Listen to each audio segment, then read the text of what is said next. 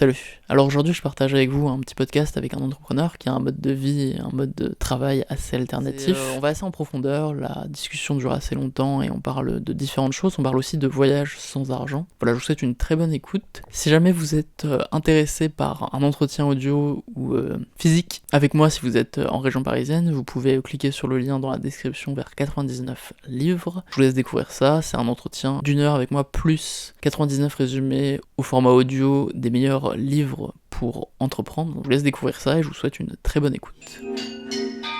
À la radio.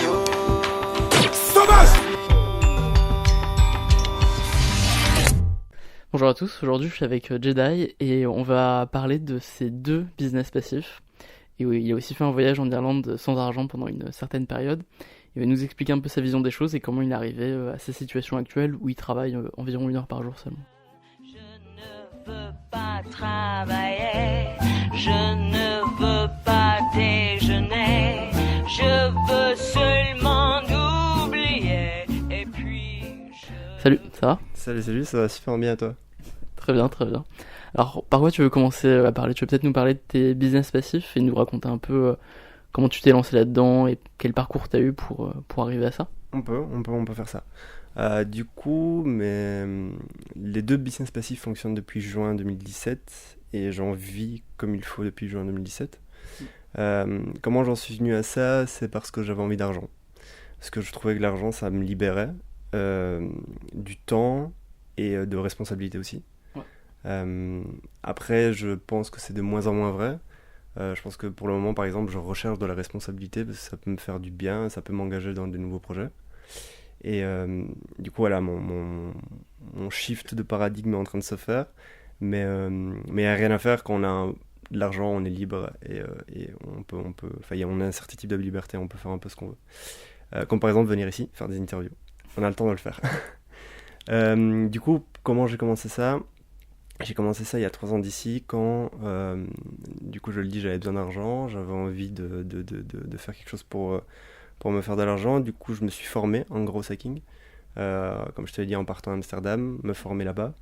Et une fois que je me suis formé, tout ce que j'avais appris, j'avais compris que je pouvais l'appliquer soit pour des clients, soit pour moi-même. Ouais. Alors déjà, pourquoi t'as décidé de te former au growth hacking Qu'est-ce qui t'a... J'avais découvert ça grâce à The Family. Certainement certains ici qui t'écoutent connaissent The Family.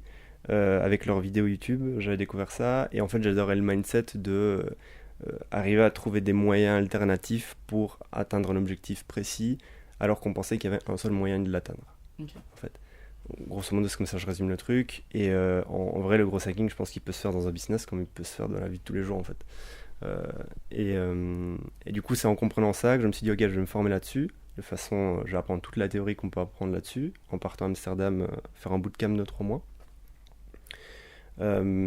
Et juste après ça, du coup, j'ai appliqué tout ça pour des business en tant qu'employé. J'ai appris également à coder, je te l'ai dit, grâce au wagon. Le wagon, pour ceux qui connaissent. Et du coup, par la suite, j'ai rencontré des gens qui, eux, vivaient de business passifs avec des business en ligne, de revenus passifs avec des business en ligne, et je me suis dit, ok, surtout la première personne que j'ai rencontrée qui faisait ça, à mes yeux, elle a l'air... C'était un teubé, quoi. Vraiment, tu vois. Et je me suis dit, si un teubé peut le faire, je suis un peu moins teubé que lui, je peux le faire aussi, tu vois. Et d'ailleurs, ça n'a pas fonctionné au début, c'est ça qui est drôle, j'ai dépensé au total plus ou moins 1500 € au total, et ils sont partis dans le vide, ça n'a jamais fonctionné. C'était quoi ton premier projet ? C'est du dropshipping.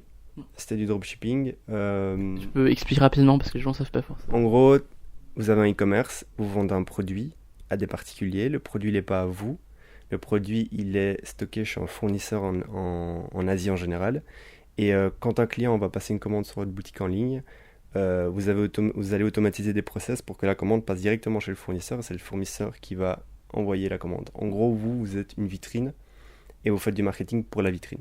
Voilà. Et vous n'avez pas de stock en fait, donc vous n'avez pas toutes les complications. C'est ça, donc les coûts sont le marketing, grosso modo. D'accord.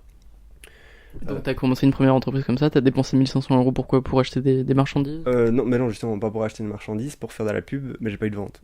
Okay. Du coup, voilà. Du coup, j'avais mal fait ça et il y avait plusieurs raisons à ça et je m'y mettais pas vraiment à fond et voilà pourquoi. C'était sur quel genre de produit si c'est toi? Des produits ménagers. D'accord. Des produits ménagers. Et en fait, en parallèle de ça, j'avais un deuxième business, on va dire passif.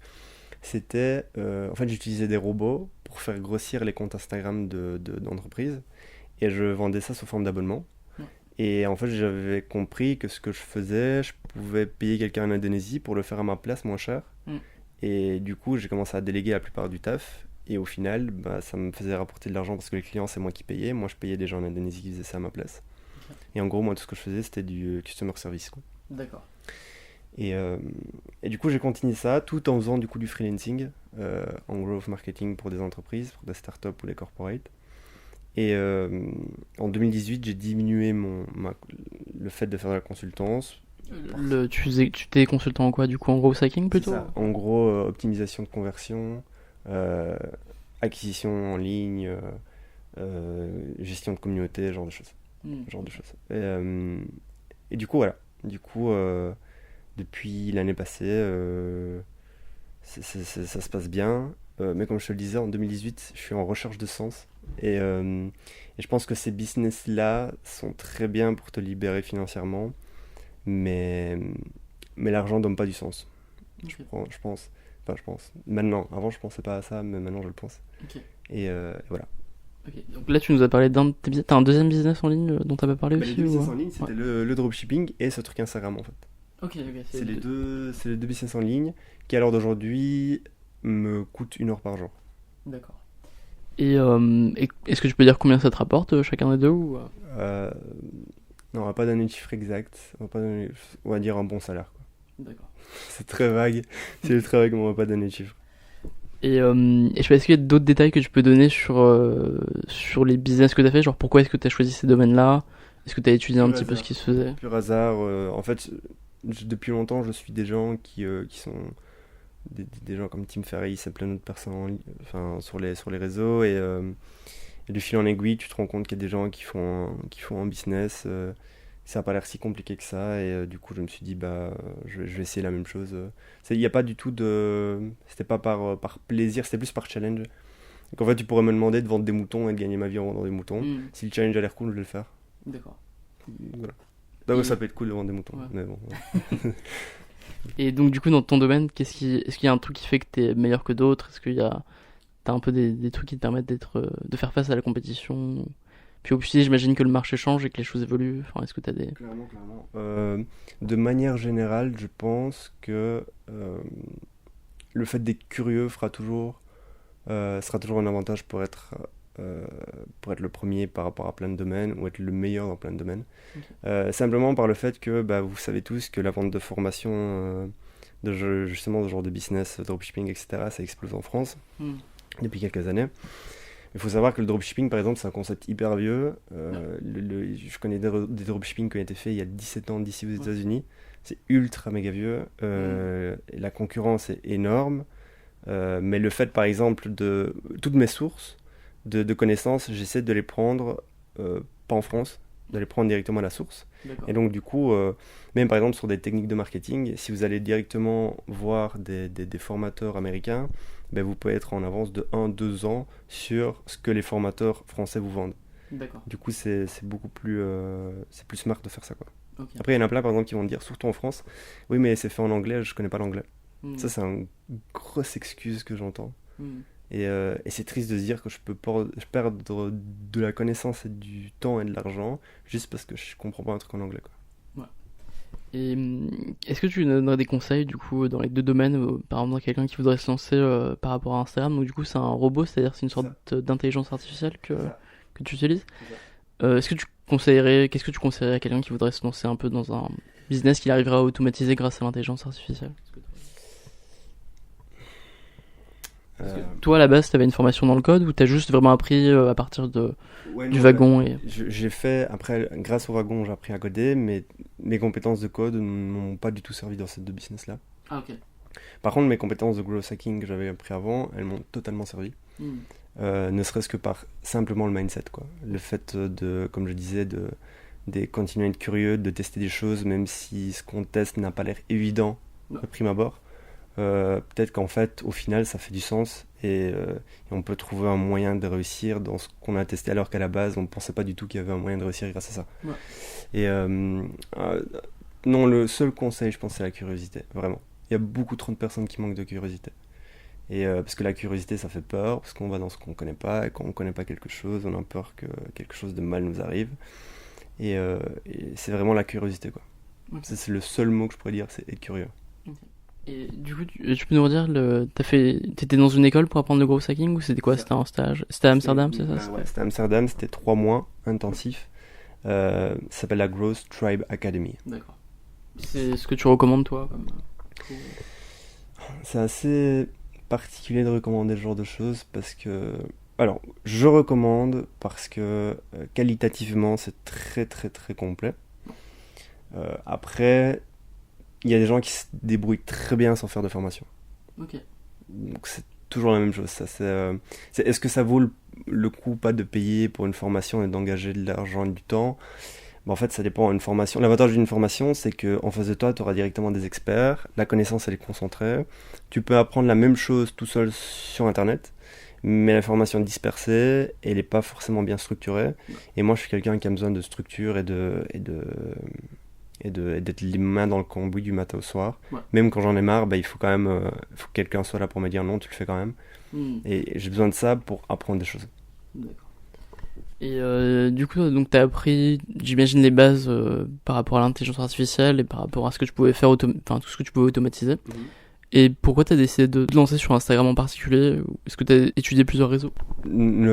Instagram parce que je faisais déjà ce service-là de façon ponctuelle pour les clients en tant que freelance. Ouais. Et c'est juste parce que Instagram, c'est un réseau social émergent. Enfin, pas émergent, il existe depuis plusieurs années, mais quand on voit la croissance d'Instagram, elle est fulgurante. Ouais.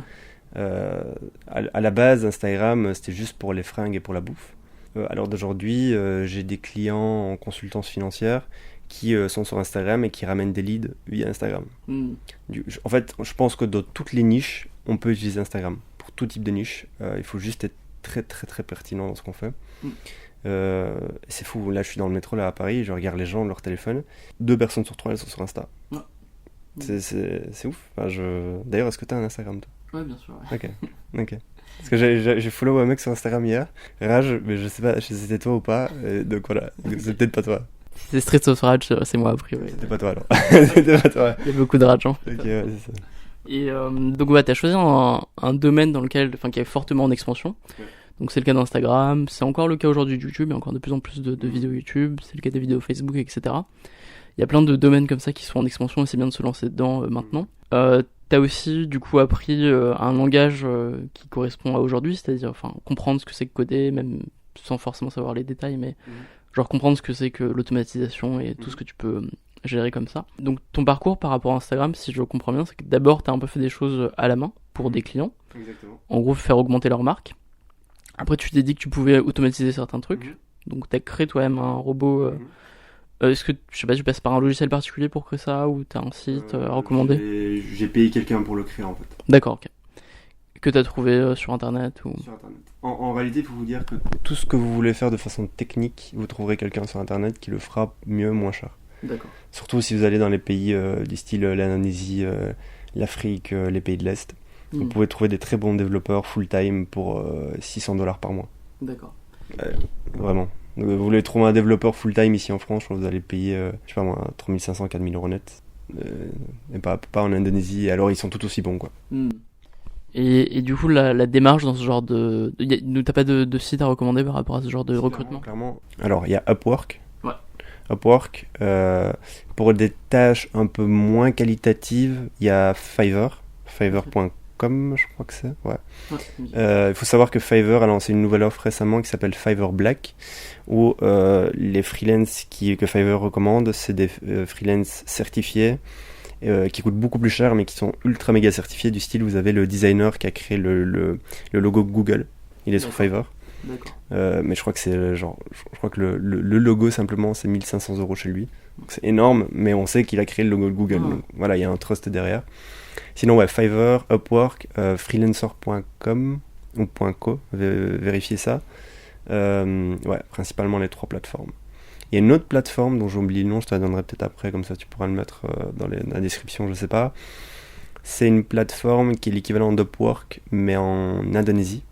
D'accord. Du coup, là, vous êtes sûr de trouver des travailleurs indonésiens qui sont quand même qualifiés et qui sont encore moins chers que ce que vous pouvez trouver sur Upwork. D'accord. Ouais, donc ta démarche, en fait, quand tu as commencé à vouloir automatiser les choses, c'est que j'imagine que tu as attendu, toi, de maîtriser bien le truc, bien maîtriser le process. Ouais. Et j'imagine que tu as dû apprendre à le détailler et l'expliquer très clairement et ensuite l'envoyer à des personnes. Clairement. Après, je savais que ce que je faisais moi se faisait déjà. Il y avait déjà des gens qui le faisaient. Et donc, encore une fois, grâce à Google, on trouve très vite... tu vois, le fait de détailler, mais en fait, tu vas sur Google, tu trouveras déjà des gens qui l'ont détaillé à ta place. D'accord. Et donc, c'est assez simple, quoi. Je pense que une fois qu'on a trouvé, on croit trouver une recette magique, on va sur Google, on tape notre recette magique, et en fait, on se rend compte qu'il y a plein d'autres personnes qui avaient déjà cette recette magique. Et c'est juste qu'il y a des gens qui ont des recettes magiques, mais qui en créeraient pas des business.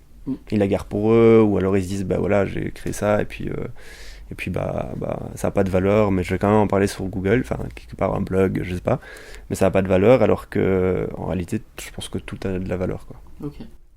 Et du coup, c'est aussi l'avantage d'être en freelance, c'est que tu peux déléguer, alors que j'imagine que plein de gens sont salariés en entreprise et ils pourraient déléguer, automatiser certains trucs et juste ils le font pas parce que sinon ils seraient plus payés, quoi. Toi, t'as... Après c'est drôle, je rencontre de plus en plus de personnes qui ont des profils tech ou marketeux qui se rendent compte qu'ils peuvent automatiser des tâches au taf en tant qu'employé, qui vont demander à leur patron s'ils peuvent le faire. En général, le patron dit oui, mais c'est automatisé, du coup tu travailles plus. Et c'est vrai que c'est compliqué Voilà, il faut faire le choix aussi d'où on taffe. Après, on peut pas toujours faire le choix d'où on taffe, mais si on a le luxe de le faire, bah, essayer de le faire et aussi essayer d'expliquer pour quel est l'avantage d'automatiser certaines choses. Il faut pas tout automatiser, mais il y a des choses qu'on peut déléguer, automatiser. Elles seront mieux faites plus rapidement et ça coûtera moins cher. Et après, ça nous laisse du temps libre à nous pour faire autre chose, quoi. Surtout, je me dis, si une tâche elle est automatisable ou délégable à une personne qui coûte moins cher autre part sur la planète, bah ça nous laisse du temps libre pour faire autre chose, apprendre autre chose par exemple. Par exemple, le truc à la Growth Tribe, je sais que tous les employés de là-bas, ils sont une vingtaine je crois, ils ont tous les vendredis de libre où ils doivent quand même venir à l'entreprise, mais ils doivent pas bosser pour la Growth Tribe, ils doivent bosser sur un projet perso. Et je trouve ça hyper important. Ça permet d'apprendre de nouvelles choses, de toujours grandir intérieurement et faire grandir ses compétences, ses envies, sa curiosité. Je trouve que le taf, ça coupe la curiosité. Surtout le taf à plein temps, quoi. Et je pense qu'il faut laisser un espace aux employés pour développer leur curiosité, quoi. Ça fera du bien en interne et à eux-mêmes, clairement. Et c'est aussi toute la question tu sais, est-ce que l'intelligence artificielle va remplacer les employés, machin truc. C'est une vraie question au final. Laurent Alexandre y répond très bien, je pense. Après, tout le monde n'est pas d'accord. Ceux qui connaissent pas Laurent Alexandre, allez voir un peu ce qu'il dit. Mais oui, enfin, la question finale, c'est vraiment est-ce qu'en réalité on peut pas automatiser la plupart des jobs qu'on croit non automatisables, et si c'est le cas, mais qu'est-ce que vont faire ces gens qui n'ont plus à taffer en réalité? Ça fait peur aux gens, hein. Ça fait peur aux gens. S'ils se disent, imagine t'as un employé de 45 ans, tu lui dis qu'en fait il y a 1 heure sur 2 de son taf qui peut être automatisé, et ben il va vraiment avoir peur, quoi. Il va se dire ok, mais du coup si j'ai du temps libre, je fais quoi pendant mon temps libre? Il y a vraiment des questions, je pose ces questions-là à des gens, vraiment, je le fais, et ils sont là en mode ok, mais je sais pas quoi faire pendant ce temps libre. C'est dingue, parce qu'en général c'est l'inverse. Tu dis ça aux gens et les gens disent j'adorerais avoir plein de temps libre. Puis que tu leur as dit ok, mais imagine t'as du temps libre en permanence, qu'est-ce que tu fais? Et les gens sont perdus, quoi.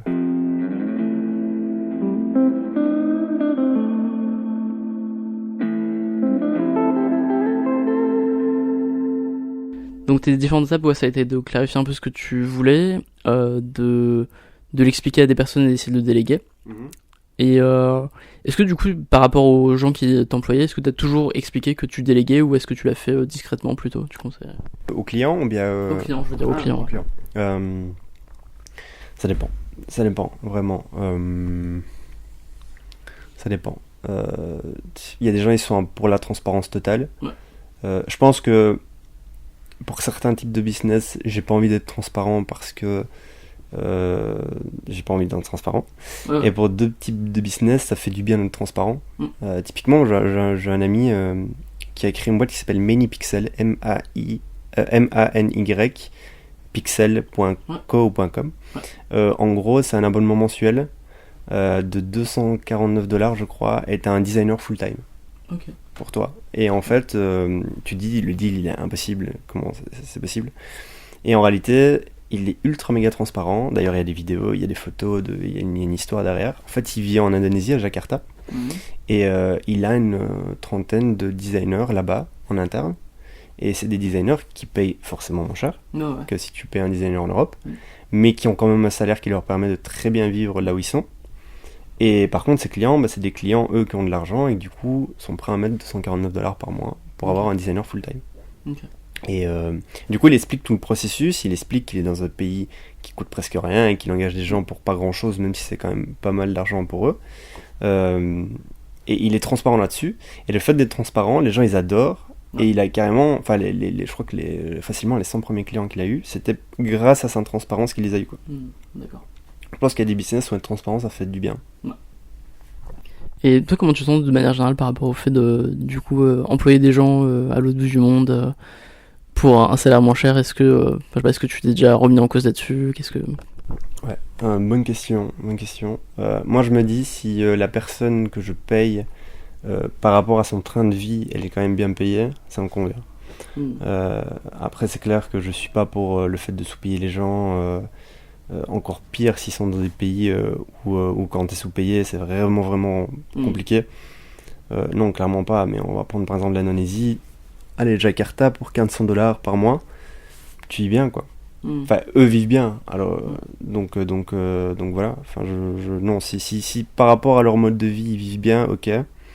Après, je suis pas pour sous-payer les gens, clairement pas, quoi. Clairement pas. Je pense qu'une personne sous-payée, dans tous les cas, elle fera un mauvais travail. Je crois qu'il faut overpayer les gens même quand tu peux. Ça fait toujours du bien d'avoir l'argent en plus et t'es content et tu travailles mieux, quoi. Et sur ces sites, en général, tu peux, du coup, c'est toi qui choisis combien tu payes les gens, tu peux choisir de les payer un peu plus que le prix local, on va dire. C'est ça. En fait, les plateformes que je mentionnais tout à l'heure, en général, le freelance lui-même dit combien il veut te payer. Tout se négocie, évidemment. Tout se négocie en fonction de combien de temps tu le prends, de la tâche à faire. Enfin, tout se négocie et fixez vos prix, quoi. Enfin, mais je veux dire, n'hésitez pas à payer un peu plus la personne, surtout si vous êtes content de son travail, quoi. Enfin, je pense que ça devrait être fait même pas simplement pour des gens qu'on engage dans les pays tiers, hein. Je pense que ça devrait être fait dans la vie de tous les jours, quoi. Et donc pour ton premier business, donc il est plutôt Instagram, mais qui je pense est applicable pour à peu près tous les réseaux sociaux, j'imagine, et tous les gens qui veulent faire grandir un channel particulier. Est-ce que tu peux nous parler un peu plus du coup du deuxième, du dropshipping? Tu m'as dit que tu l'as découvert par un ami, c'est ça? T'avais un ami qui faisait ça, t'as vu que ça réussissait pour lui, du coup tu t'es lancé. Dans quelle direction tu t'es dirigé au début? Enfin, qu'est-ce que tu as commencé à faire en premier? C'était quoi les toutes premières étapes pour te lancer là-dedans? C'est ça. Alors à la base, je me suis fait aider d'un ami qui lui avait déjà fait un dropshipping. Et on avait fait une boutique qui vendait des bracelets liés au bouddhisme en France. Ça a totalement pas fonctionné. La deuxième que j'ai fait, c'était quelque chose d'un peu similaire. On avait testé des produits qui n'ont pas du tout fonctionné. Et par contre, la troisième boutique que j'ai fait où je vendais des produits ménagers en France, ça a bien fonctionné. C'est quoi encore ta question? J'ai oublié. Justement, ça, les premières étapes avant d'arriver au fait de faire du dropshipping. J'ai juste testé. Après, si on doit rentrer dans la technique, en dropshipping, l'important c'est de tester en permanence des produits sur des audiences nouvelles. Et le jour où vous trouvez la bonne audience pour le bon produit, il faut scaler ça, quoi.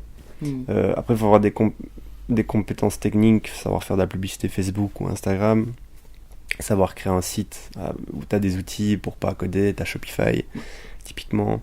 Du coup, toi, tu avais déjà une connaissance par rapport à Instagram grâce au premier businest? C'est ça, mais j'ai pas utilisé Instagram pour faire ça. Okay. Non, j'ai uniquement utilisé Facebook. D'accord. La puissance de la publicité Facebook est énorme. Ah ouais? Genre, ouais, c'est gigantesque. Et certainement des gens dans ton audience qui le savent, mais pour ceux qui ne le savent pas, vous pouvez targeter des cibles, cibler des cibles qui sont... vous vous dites c'est pas possible, quoi. Je vais pas mentionner le nom, mais j'ai un ami qui ciblait les obèses. Et il y avait une audience sur Facebook qui était les obèses. D'accord. Et en fait, c'était c'était Facebook qui arrivait à avoir des bases de données de partenaires de Facebook où ils savaient exactement que la cible, ça allait être des obèses, des femmes obèses, quoi. Ok. Donc, voilà. C'est un peu flippant, mais... C'est hyper flippant, mais c'est la réalité de Facebook. Et c'est flippant, oui et non, parce que ça, c'est une grosse question. On peut en débattre pendant pas mal de heures. Mais est-ce que le marketing, avec toutes les données qu'on a à l'heure d'aujourd'hui, est flippant ou pas? Moi, je préfère... Ce qui est flippant, c'est qu'on a de plus en plus de mauvais marketeurs. Mais si on avait que des bons marketeurs, on aurait en face de nous que des produits qui nous intéressent. Parce que si tu as un bon marketeur en face de toi, si c'est bien ciblé, si c'est que tu es le genre de cible qui va acheter ce qu'il a à vendre, j'aurai en face de moi que des produits que j'ai envie d'acheter. Après, on peut dire, ok, mais alors du coup, est-ce qu'on va pas essayer de te vendre des produits que t'es pas censé acheter parce qu'ils sont pas bons pour toi, mais vu qu'il sait que t'es tenté de les acheter, il va quand même te les vendre.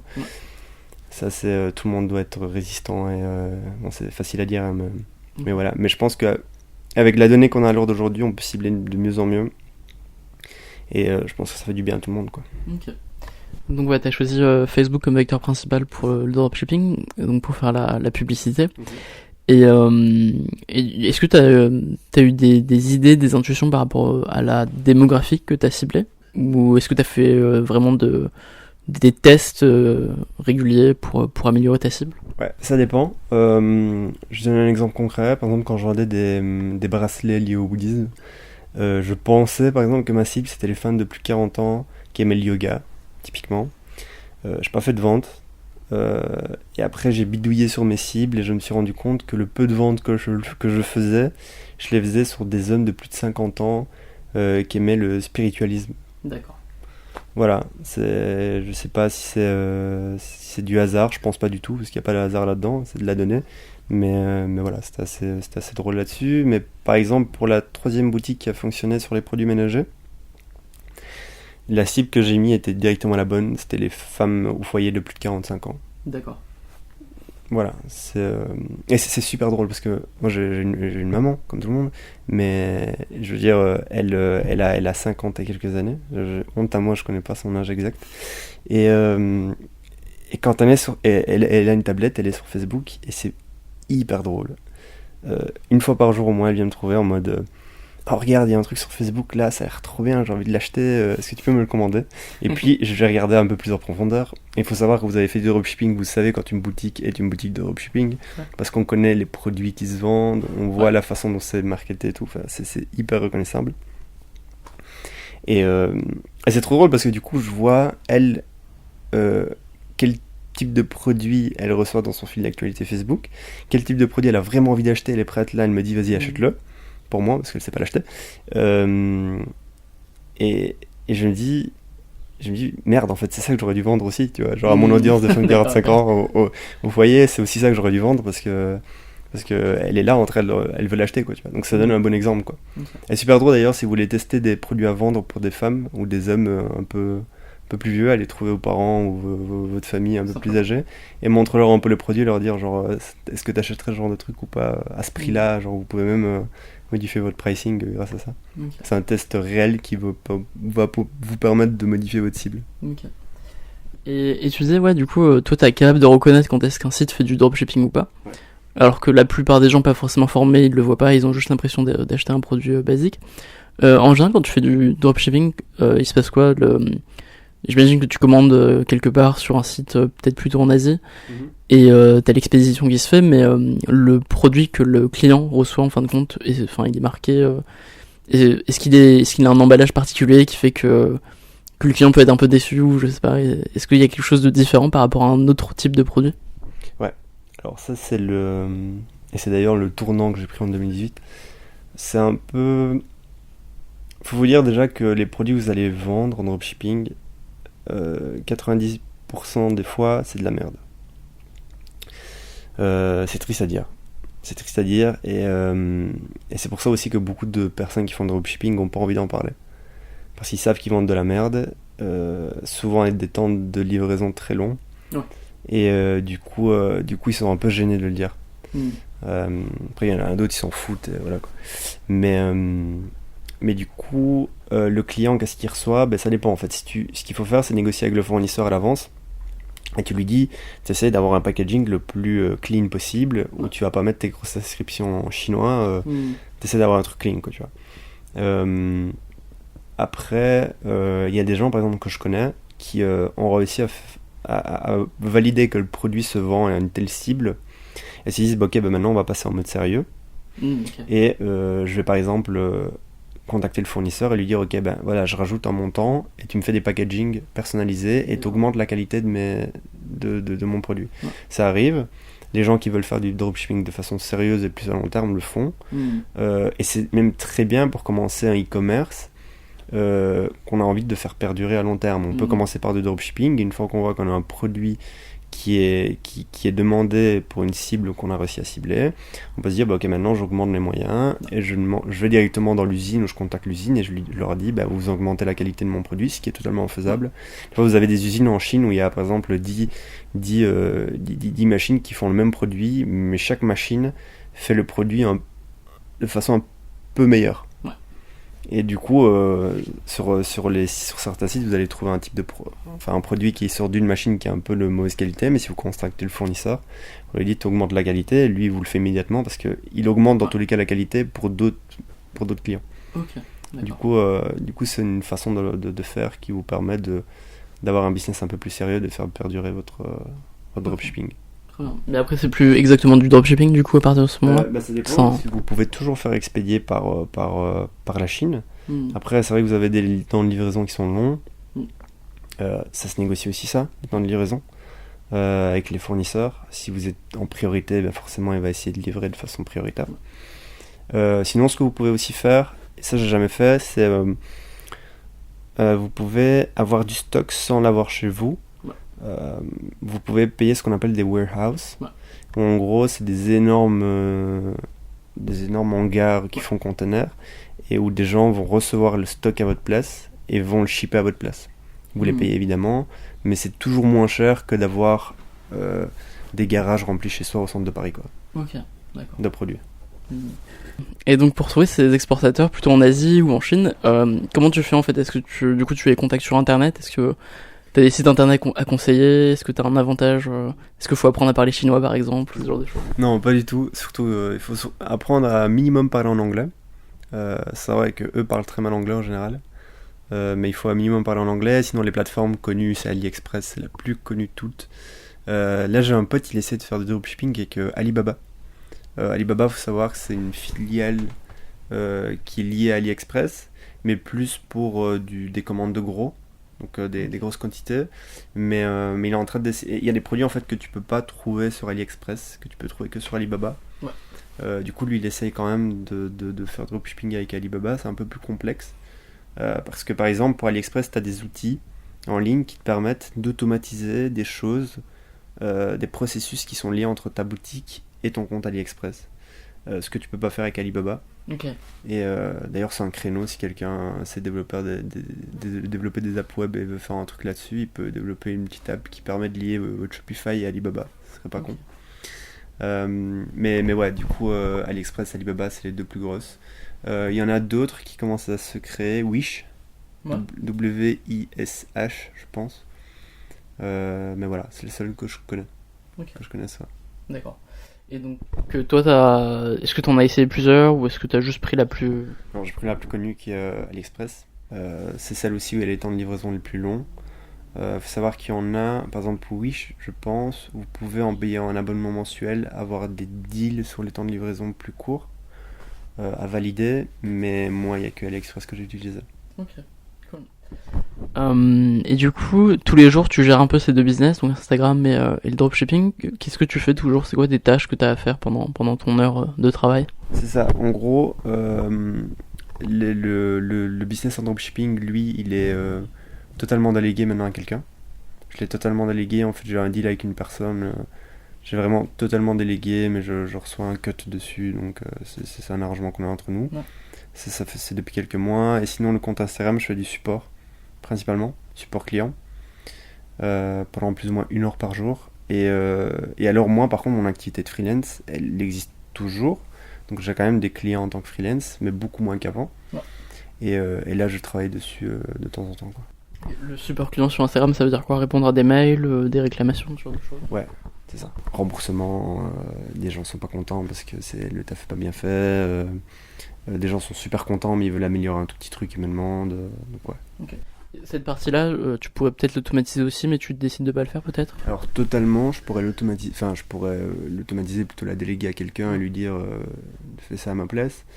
Mais je me dis, j'ai pas envie non plus de tout déléguer. Enfin, c'est le genre de truc quand même qui me permet à moi d'avoir un feedback immédiat dès qu'il y a un problème. Et donc je veux quand même m'en occuper, quoi. Et puis de voir comment ça évolue aussi sur le long terme, quoi. Clairement. Et donc ton activité de freelance, enfin, genre les autres choses que tu fais du coup en dehors de ce travail, qu'est-ce que c'est? Bon, en gros, je fais du growth hacking en tant que freelance pour des entreprises, que ce soit de la corporate ou de la start-up. Acquisition client, pub en ligne, du coup, truc classique. Je fais du optimisation de conversion sur des sites web. Je fais de la gestion de communauté. Je fais de la création de landing page, ce genre de choses. Ça, c'est ce que je fais. Et comme je t'avais expliqué, avant qu'on démarre ça, il y a un domaine qui m'intéresse depuis quelques années, qui est la blockchain. Et du coup, je me suis dit, tiens, est-ce que je pourrais pas en fait allier mes compétences avec le monde de la blockchain? Et je me suis rendu compte que dans le monde de la blockchain, les gens qui créent des projets tournés autour des crypto-blockchains, c'est souvent des scientifiques geeks.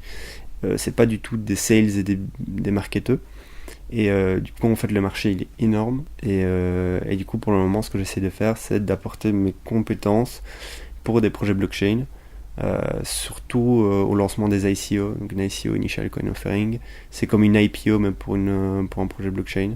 C'est comme une grosse levée de fonds, on va dire, que les projets blockchain vont faire. Du coup, c'est ça que j'essaie, c'est là-dessus que j'essaie de cibler mon activité. J'ai déjà quelques clients qui font que de la blockchain. Après, est-ce que je vais continuer à faire ça? Je sais pas, parce qu'on en parlait justement avant. Je sais pas si tu veux qu'on en parle par rapport à la recherche de sens et le fait que le freelancing, du coup le freelancing, le truc c'est qu'il te fait sauter de projet en projet. Tu tombes pas amoureux d'un projet parce que tu dois en permanence sauter d'un projet en projet. Et je remarque que je suis en recherche de tomber amoureux d'un projet. D'accord. Et de m'y mettre dedans, quitte à que ça périsse. Mais vraiment d'y croire jusqu'au bout et d'y mettre corps et âme. Et du coup, soit de rejoindre une boîte en early stage, ou soit de moins faire une boîte, peu importe. Mais vraiment avoir plus de sens, quoi. Dans mon taf, quoi. D'accord.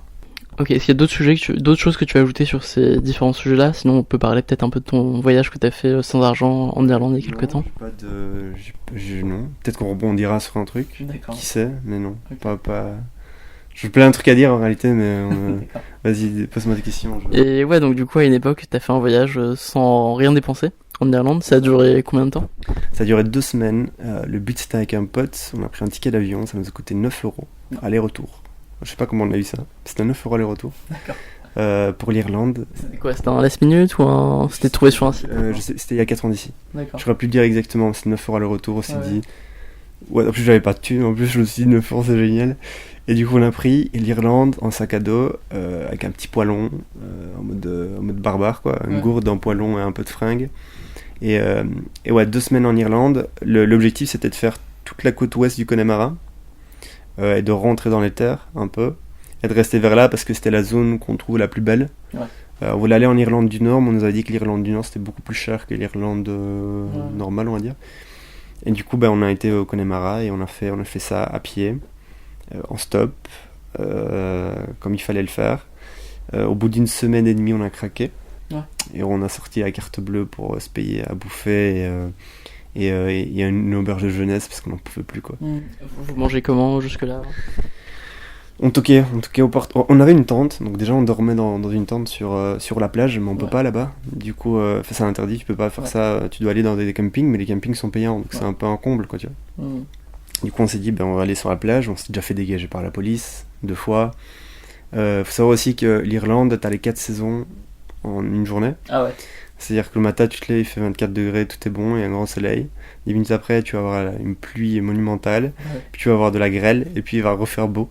Donc c'est assez particulier, surtout qu'on avait pris une vieille tente achetée dans un vieux magasin. Je crois que c'était une promotion chez Lidl, une connerie pareille. Donc tu sais, on avait la tente vraiment pas solide, qui du coup a craqué au bout d'une semaine d'ailleurs aussi.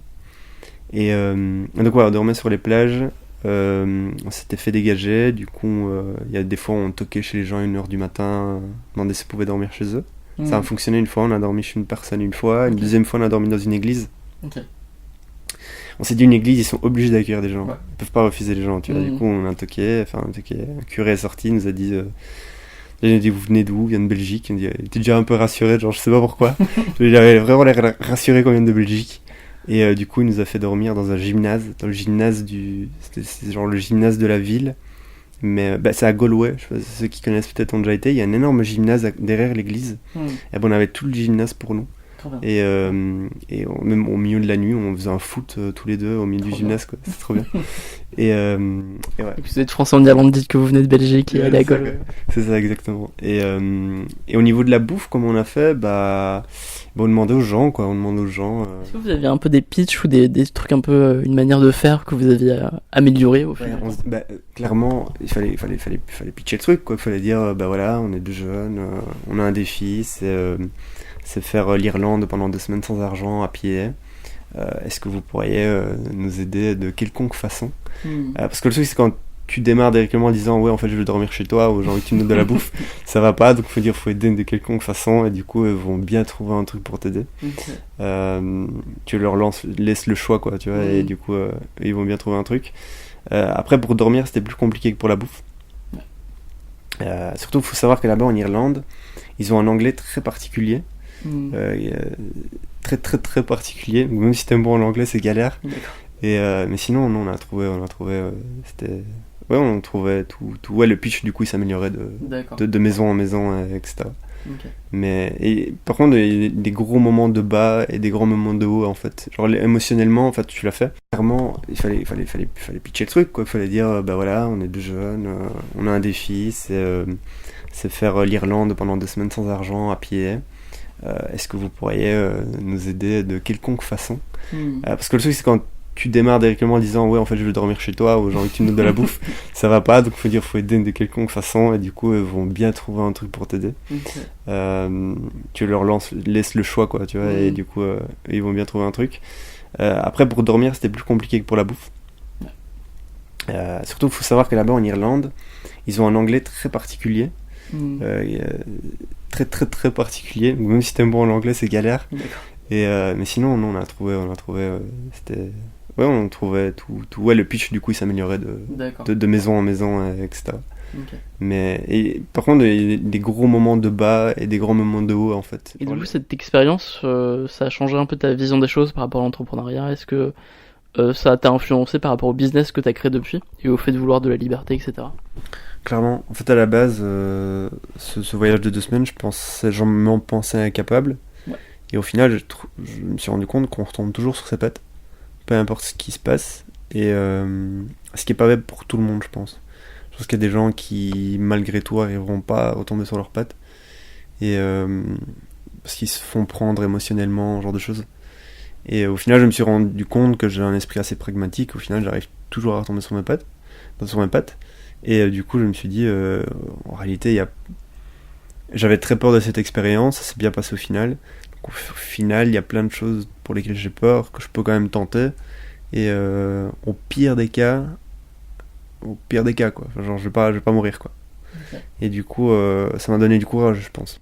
Ça a dû t'apprendre aussi à te demander, peut-être? Ou alors t'arrivais déjà à faire ça, à demander des choses aux gens? Ouais, alors, de base, je suis quelqu'un de très timide. Et ce voyage, ouais, clairement. Il m'a obligé à... De toute façon, si tu demandes pas, tu fais rien, donc t'es obligé de demander, quoi. Et le fait de demander aussi, c'était un sentiment d'infériorité. Ça me faisait du bien. Parce que j'étais timide, mais j'avais beaucoup d'ego. Et le fait d'avoir un sentiment d'infériorité obligatoire pour t'en sortir, ça fait du bien. T'avais quel âge à l'époque, du coup? C'était il y a 4 ans, j'en avais 24, j'avais 20 ans.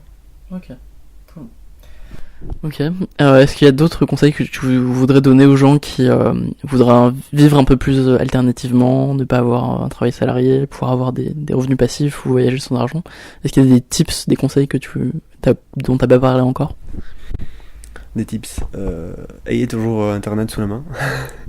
Toujours une connexion, ça aide toujours.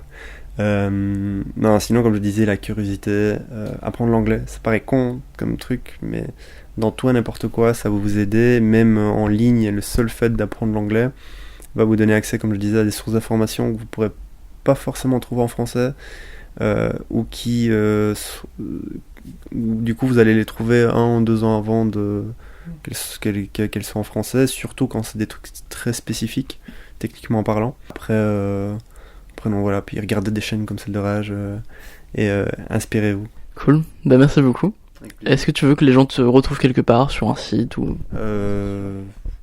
Ouais, Instagram, vous pouvez. C'est MRMEESJ. Ok, bah merci beaucoup, puis je te souhaite une bonne journée. Avec plaisir. J'espère que ça vous a plu. Si vous voulez aller plus loin et avoir 99 résumés de livres au format audio, vous pouvez aller sur 99livres.com, le lien est dans la description, sinon c'est 99livres au pluriel.com, sans espace, sans tiret. Je vous propose 99 résumés de bouquins au format audio, donc des podcasts d'environ 20 minutes en moyenne, qui sont des résumés des meilleurs livres pour entreprendre. Donc il y en a 50 de disponibles immédiatement, puis un qui va arriver toutes les semaines. Je partagerai aussi un peu les choses que moi j'ai apprises personnellement. Et vous avez en plus de ça accès à un entretien audio ou physique avec moi. Donc voilà, je vous laisse découvrir ça sur le site en lien, et je vous dis à très bientôt. Salut!